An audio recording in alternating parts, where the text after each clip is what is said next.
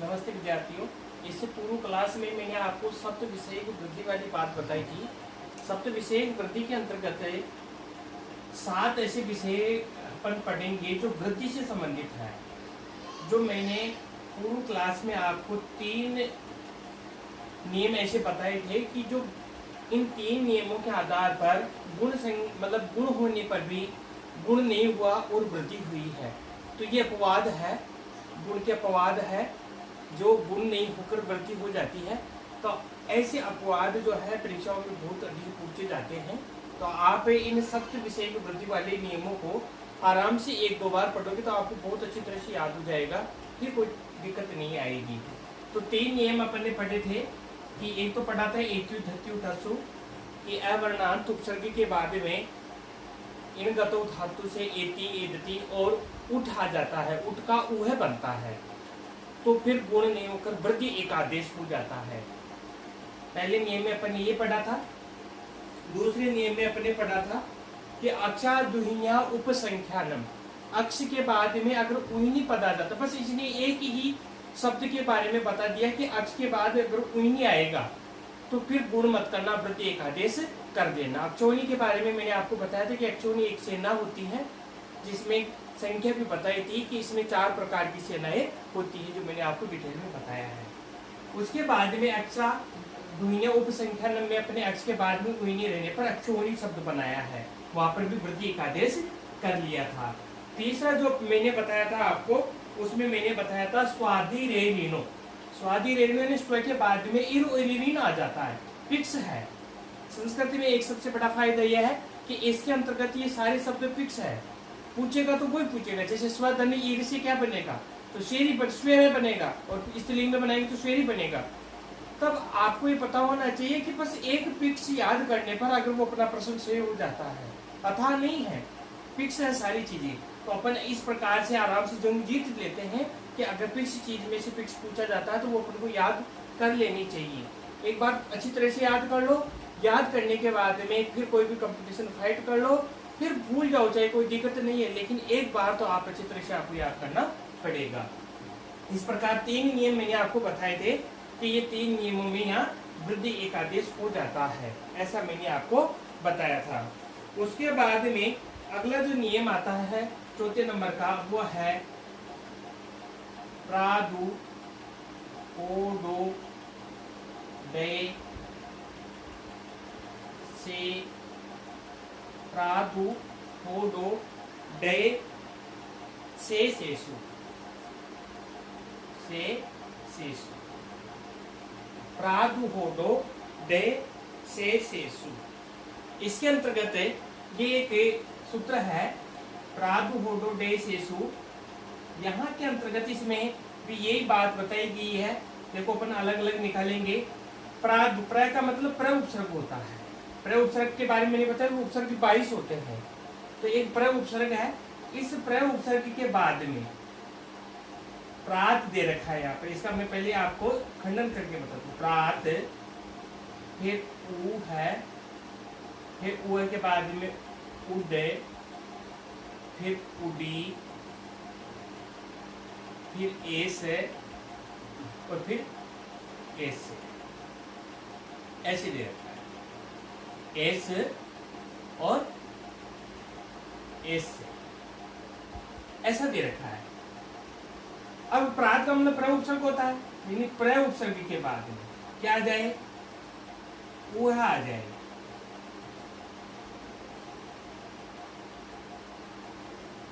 उड आ जाए, उडी आ जाए, एस आ जाए, या ऐसे आ जाए, या ऐसे आ जाता है, तो क्या होगा, वृद्धि होगी। हम क्या करेंगे, वृद्धि करेंगे। जैसे प्र के बाद में ऊ आया, प्र के बाद में उडाया, प्र के बाद में उडी आया, प्र के बाद में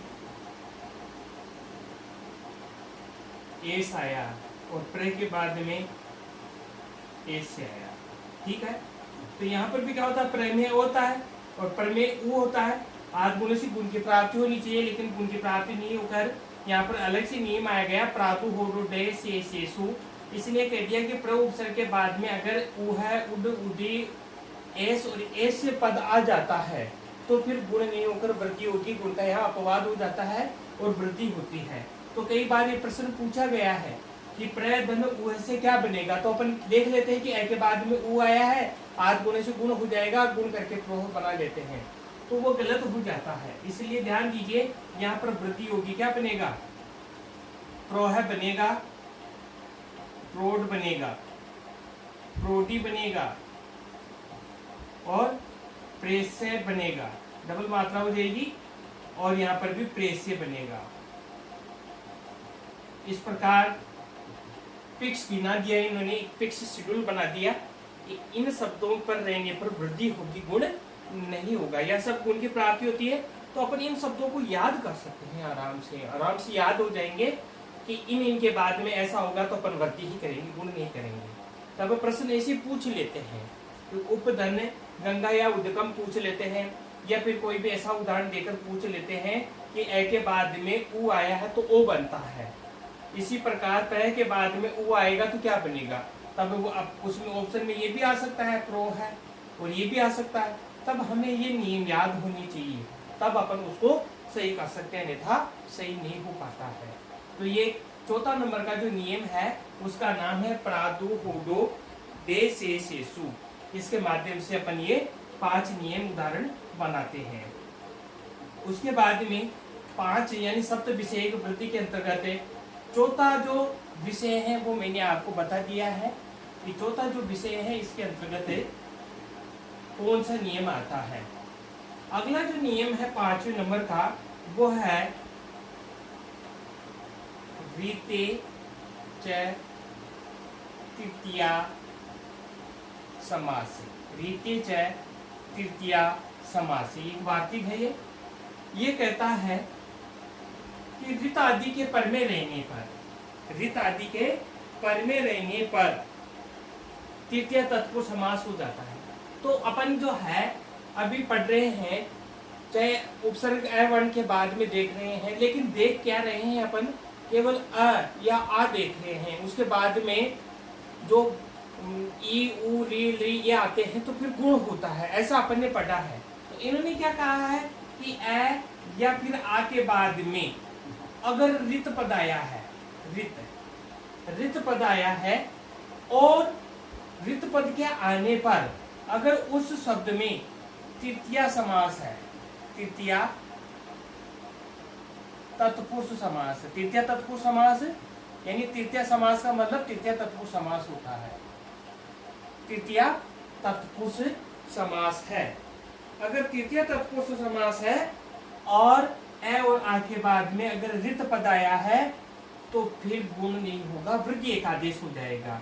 जैसे यहां पर मैंने लिखा सुख दन रित, देखो ख में क्या है, अ है, बाद में रित पद है, ए और आ के बाद में रित आ जाए तो सुख में क्या है, अ है, और रित पद आ गया तो रित का री रह गया है, यहाँ पर रित का री रह गया है। अब देखा जाए तो यहाँ पर गुण होता है, ए के बाद में री आया तो गुण एक आदेश होगा, अर होगा।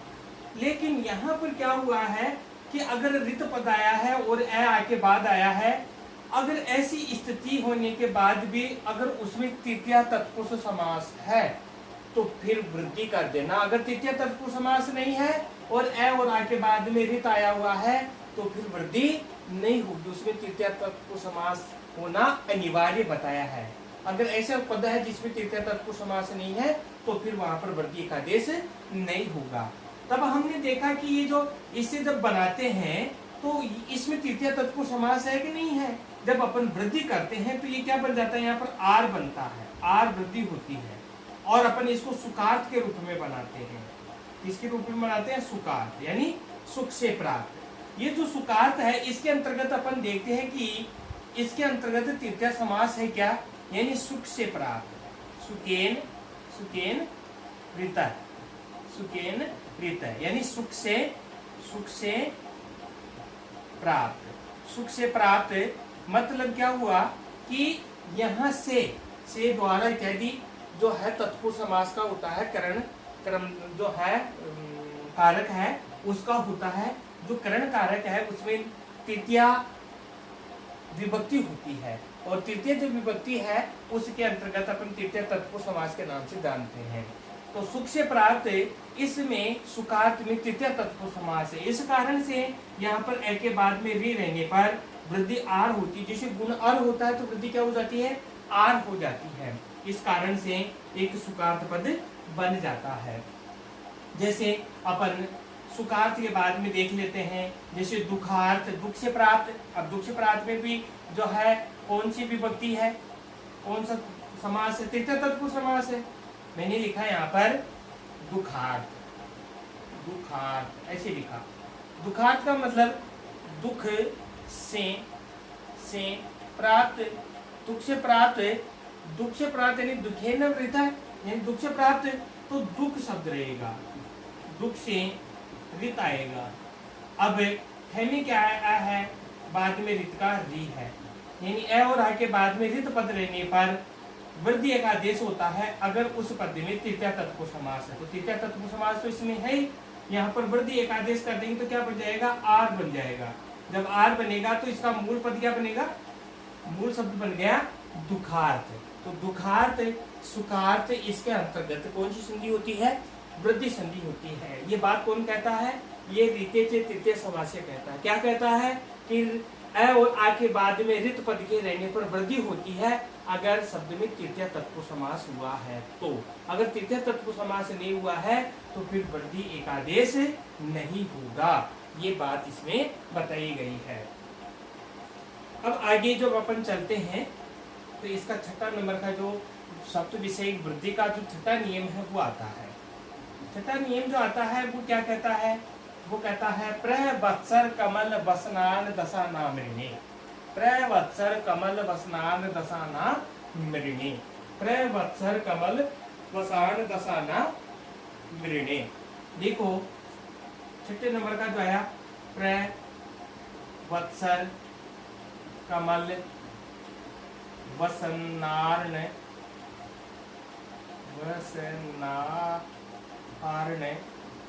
दशा नाम मृणे, ऐसा एक नियम आया है। प्रवत्सर कमल वसनार्ण दशा नाम मृणे, ये क्या कहता है, ये कुछ शब्द गिना देता है हमें कि इन शब्दों के साथ में अगर ऋण पद जुड़ेगा तो फिर वृद्धि एक आदेश होगा। बहुत सारे इससे प्रश्न पूछे गए हैं लेकिन गुण करके आ जाते हैं, वृद्धि की जगह गुण करके आ जाते हैं तो प्रश्न अपने आप ही गलत हो जाता है।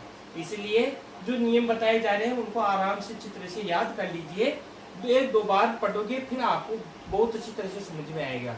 सूत्रों के माध्यम से जब अपन व्याकरण पढ़ते हैं तो बहुत दीर्घ समय तक वो अपनी याद रहती है, और केवल ऐसे नियम रटके कर लेते तो कोई ना कोई नियम उसमें से गायब हो जाता है। इसलिए पाणिनि की जो अष्टाध्यायी ग्रंथ है उसकी जो व्याकरण है उस व्याकरण को सूत्रों के आधार पर अगर किसी ने समझ लिया है तो वो कभी भूलने वाली बात नहीं है।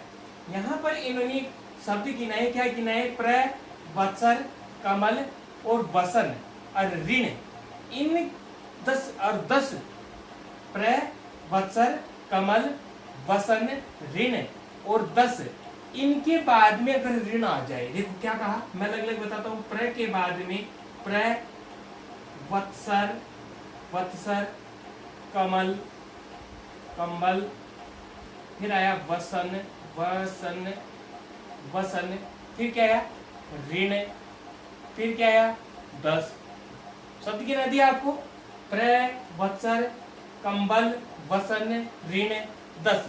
इनके बाद में अगर ऋण आ जाए, इनके बाद में क्या जाए, अगर ऋण पद आ जाए तो फिर क्या होनी चाहिए, फिर वृद्धि होनी चाहिए, फिर वृद्धि होनी चाहिए, फिर गुण नहीं होता है। कैसे, जैसे प्र के बाद में मैंने ऋण जोड़ दिया, वत्सर के बाद में मैंने क्या जोड़ दिया, ऋण जोड़ दिया, यानी कुछ शब्द गिनाए हैं, सबके साथ में ऋण जोड़ना है। कमल के साथ में मैंने क्या जोड़ दिया, ऋण जोड़ दिया। फिर कमल के बाद में वसन के बाद में मैंने क्या जोड़ दिया, ऋण जोड़ दिया। वसन के बाद में ऋण के साथ में मैंने क्या जोड़ दिया, ऋण जोड़ दिया, ऋण जोड़ दिया। और 10 के बाद में मैंने क्या जोड़ दिया, 10 के बाद में भी ऋण जोड़ दिया, ठीक है नहीं है। और 10 के बाद में ऋण जोड़ने के बाद में मैं ऐसे लिखूं यहाँ पर, जैसे उत्तम के बाद में ऋण जोड़ दूं। अब यहाँ पर आप समझना, उत्तम के बाद में ऋण जोड़ दूं। सबसे पहले अपन इसको देखते हैं। देखो प्र में आ है और ऋण का री है, ए के बाद में री आता तो गुण एक आदेश होता है। लेकिन प्र वत्सर कमल वसनान दशा नाम ऋणी क्या कहता है कि प्र वत्सर कमल वसन ऋण 10, इन शब्दों के बाद में अगर ऋण पद आ गया है तो फिर गुण मत करना, क्या करना, वृद्धि एक आदेश करना। तो जैसे प्र के बाद में ऋण आ गया है तो वृद्धि यहाँ पर ए को री को वृद्धि क्या हो जाती है, आर होती है। जैसे ए को री को गुण अर होता है तो वृद्धि क्या हो जाती है, आर होती है। जब आर हो जाती है तो क्या बन जाएगा, प्राण। क्या बन जाएगा, प्राण बढ़ेगा। वत्सर में आ है, ऋण का री है, तो ये क्या बनेगा, वत्सर। रे में आ मिल जाएगा, रार्ण, वत्सरार्ण। फिर कमल के साथ में जोड़ेंगे तो क्या बन जाएगा, कमल लार्ण, लार्ण। और वसन के साथ में जोड़ेगा तो वसनार्ण। और ऋण के साथ में ऋण जोड़ेंगे तो क्या बनेगा, ऋणार्ण, ऋणार्ण बनेगा। ध्यान दीजिए, ये प्रश्न पूछा हुआ है कि ऋण के बाद में ऋण आएगा तो क्या होगा, गुण होगा या वृद्धि होगी। तब अपन देख लेते हैं कि ए के बाद में ऋण आया तो फिर गुण लगा देते हैं, लेकिन वो बहुत गलत हो जाता है। क्या हो जाता है यहाँ पर, क्या रूप बनेगा, ऋणार्ण, ऐसे बनेगा, ऋणार्ण बनेगा। यानी ऋण से ऋणी, वसन से ऋणी, कंबल से ऋणी, और वत्सर से ऋणी, और प्रकृष्ट ऋणी को प्राण बोलते हैं। ऐसे दशार्ण बोल देंगे, 10 दशार्ण। यहाँ पर भी आर वृद्धि हुई तो क्या बन जाएगा, दशार्ण बन जाएगा। अब अपन ने ऐसे किया है तो एक बार ऐसे प्रश्न पूछा कि उत्तम या फिर ऋण, ऋण से ऋण क्या बनता है, ऋण ऋणम बनता है या ऋणाण बनता है। यहाँ ऐसे भी तो बना हो सकता है, ऐसे भी तो हो सकता है ऋणाण। ऋणाण कैसे बनेगा, ऋणाण में क्या होगा, गुण हो जाएगा। तब यहाँ पर ऐसा बना हुआ है, पूछे आपसे कि ऋण प्लस ऋण से ऋणाण बनेगा या ऋणम बनेगा, तो अपन ज्यादातर क्या लगा देते हैं, ऋणाण में लगा देते हैं। क्यों, क्योंकि यहाँ पर गुण दिखाई देता है हमें। अगर ये नियम याद नहीं तो हम गुण ही करेंगे। हमने एक सीधा सा सिंपल सा समझ लिया कि गुण कब होता है कि ए आ के बाद में ई उ री आ जाता तो गुण हो जाता है, ऐसा सीधा से समझ लिया। तो वो नियम अपना यहाँ लगाने पर हम गलत कर लेते हैं, क्योंकि ये नियम भी याद होना जरूरी है। इसलिए ऋण ऋणम नहीं बनकर क्या बनेगा, ऋणाण बनेगा। अब यहाँ उत्तम के बाद में ऋण आया है तो उत्तम के बाद में ऋण आया, मैं में क्या है, आ है, बाद में ऋ का री है, तो यहाँ पर गुण होना चाहिए या वृद्धि होनी चाहिए। तब कहा कि यहाँ इन्होंने कोई उत्तम पद तो दिया ही नहीं, उत्तम शब्द तो दिया ही नहीं। कई भाई उत्तम पद के रहने के बाद में ऋण रहेगा तो भी वृद्धि होगी, इसी तो कोई बात की ही नहीं। इन्होंने अपने फिक्स शब्द गिनाए हैं कि ये मेरे फिक्स शब्द है, इन शब्द के साथ ही ऋण रहेगा तो वृद्धि होगी, अन्यथा नहीं होगी। ऋण पद इन शब्दों के अलावा और किसी शब्द के साथ में आते हैं तो फिर आप गुण कर लेना। तो और किसी शब्द के साथ में, उत्तम के साथ में ऋण आया तो अब हम यहाँ पर वृद्धि नहीं कर सकते हैं। यहाँ तो क्या करेंगे, गुण करेंगे तो गुण क्या हो जाएगा, अर हो जाएगा। जब अर हो गया तो अपना ये रूप क्या बनेगा, उत्तमार्ण। क्या बनेगा, उत्तमार्ण, यानी उत्तम ऋणी जिसको बोलते हैं। तो यहाँ पर गुण नहीं हुआ है, वृद्धि नहीं हुई है। क्यों नहीं हुई है, क्योंकि ये पद उत्तम पद इनमें इन्होंने नहीं गिनाया है। इन्होंने तो फिक्स कर दिया कि ये शब्द आएंगे, इनके साथ में ऋण रहेगा तो वृद्धि करेंगे, अन्यथा वृद्धि नहीं करेंगे। तो ये बात आपके चित्र से समझ में आ गई होगी। अपना 6 नंबर का जो शब्द विषय वृद्धि वाला 6 नंबर का जो नियम है वो आपका कंप्लीट हो जाता है। उसके बाद में 7वें नंबर का जो है वो मैं आपको बताता हूँ।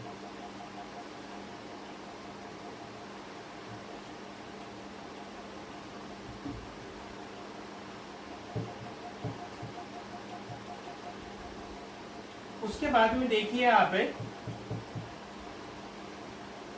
7वां नंबर का जो वृद्धि विषयक वाला नियम है वो है उपसर्गा द्वितीय धातु। उपसर्गा द्वितीय धातु, ऐसा एक नियम है, सूत्र है उपसर्गा द्वितीय धातु। ये क्या कहता है, उपसर्ग अवर्णांत, वर्णांत। अवर्णांत का मतलब क्या होता है, ऐसा उपसर्ग हो जिसके अंत में अ रहा हो। ऐसे उपसर्ग अवर्णांत के बाद में रीति रीति यानी ऋकारादि धातु आ जाए, ऐसी धातु हो जिसके आगे री बैठा हुआ हो। ऐसे ऋकार आदि धातु के रहने पर, ऋकार आदि धातु के आने पर क्या होना चाहिए? वृद्धि एक आदेश हो जाता है, वृद्धि एक आदेश हो जाएगा। उपसर्ग अवर्णांत के बाद में ऋकार आदि धातु के आने पर वृद्धि एक आदेश हो जाता है, वृद्धि एक आदेश हो जाता है। तो ऋकार आदि धातु के आने पर वृद्धि एक आदेश कैसे हो जाता है? तो ध्यान दीजिए, जैसे अपन लिखते हैं एक उपसर्ग का नाम है और उपसर्ग में ऋकार आदि यानी रीत इत्यादि धातु लेते हैं तो रिछति बनता है, रिछति। ऐसे रिछति बनता है, ऋत धातु से रिछति बनता है। तो उप के बाद में अ आया है, रिछति का री आया है। ये ऋकार आदि ऐसी धातु जिसके आदि में री बैठा हुआ है। तो यहाँ पर गुण होना चाहिए, लेकिन गुण नहीं होकर इन्होंने कह दिया कि उपसर्ग के बाद में है। और ऋकार आदि धातु तो फिर गुण मत करना, वृद्धि करना। तो वृद्धि क्या हो जाएगी? यहाँ पर आर हो जाएगी। तो ये क्या बन जाएगा? उपार्छति। क्या बनेगा? उपार्छति। जैसे मैंने लिख दिया यहाँ पर प्रय, और प्रय के बाद में लिख दिया रिछति। क्या लिख दिया? रिछति लिख दिया है। अब रिछति लिख दिया है तो यहाँ पर भी अ है और बाद में री है। दोनों को वृद्धि क्या हो जाएगी? आर हो जाएगी। जब वृद्धि आर होगी तो क्या बन जाएगा? प्रार्छति। क्या रूप बनेगा? प्रार्छति रूप बन जाता है। तो ये सारे किसके रूप है? उपसर्गी के रूप है। जैसे प्र के बाद में मैं लिख दिया ऋणोति, प्र धन ऋणोति, ऐसे लिख दिया। ऋणोति में ऋकारादि धातु से ऋणोति बनता है। तो यहाँ पर भी प्र में क्या आया? आ, और ऋणी का री, वृद्धि हो जाएगी क्या? आर। जब वृद्धि आर हो गई है तो यहाँ पर वृद्धि आर हो जाएगी तो क्या बन जाएगा ना अपना? प्रारणोति, प्रारणोति। इस प्रकार का रूप बनेगा, प्रारणोति रूप बन जाएगा। अब जैसे एक उपसर्ग है, रिदनोति बनता है। ये क्या बनता है? रिदनोति। प्रा उपसर्ग है हृदय, प्रा उपसर्ग के बाद में फिर क्या करेंगे? रिदनोति, हृदय नोति। देखो रिदनोति में भी रिद धातु से रिदनोति रूप सिद्ध होता है। आगे बाद में री आया है तो यहाँ पर भी अपन क्या करेंगे? वृद्धि करेंगे। वृद्धि क्या हो जाएगी? आर हो जाएगी। आर हो जाएगी तो क्या बनेगा? परार, परार्ध नोति। इस प्रकार रूप बनेगा। क्योंकि ये र जो होता है हमेशा आधा रहता है, ऊपर की ओर जाता है। तो ऐसे व्यंजन के ऊपर जाकर बैठता है जिस व्यंजन में स्वर हो। अगर जिस व्यंजन में स्वर ही नहीं हो तो उसके ऊपर रह कभी नहीं बैठता है। तो यहाँ देखिए रा के बाद में रिद का आर बनता है तो इस री के बाद में दे भी अलंत होता है, ध भी अलंत होता है। फिर न आता है, न के बाद में ओ आता है। तो ओ आता है तो फिर ये ओ वाले व्यंजन की स्वर के ऊपर जाके बैठेगा। तो यहाँ पर इस प्रकार से यहाँ जाकर बैठ जाता है वृद्धि होने के बाद में। प्रार्थनोति जो है उसमें वृद्धि एक आदेश हुआ है, प्राणोति में भी वृद्धि एक आदेश आता है। तो इस प्रकार से उपसर्गादृति धातु से उपसर्ग अवर्णांत या अवर्णांत के रहने पर ऋकार आदि धातु के आने पर वृद्धि एक आदेश होता है, गुण एक आदेश नहीं होता है। तो वृद्धि की जो सप्त विषयक है उसके बारे में मैंने आपको ज्ञान करवाया है।